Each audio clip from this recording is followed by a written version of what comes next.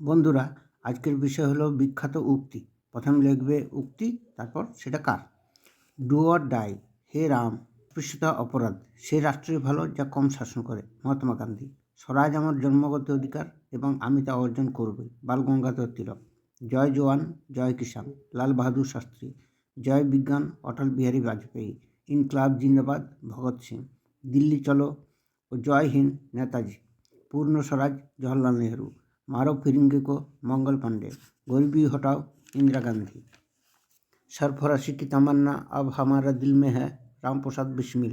सारे जहां से अच्छा इकबाल। भारत महान है, राजीव गांधी। गीता पाठ अपेक्षा फुटबल खेला भालो, स्वामी विवेकानंद। सबार उपरे मानुष सत्य, चंडीदास। शतफुल विकसित होक, Mao Tse Tung. The God help them who help themself, Aesop. Blood and iron, Bismarck. I will unsettle the settle feet, Surendranath Banerjee.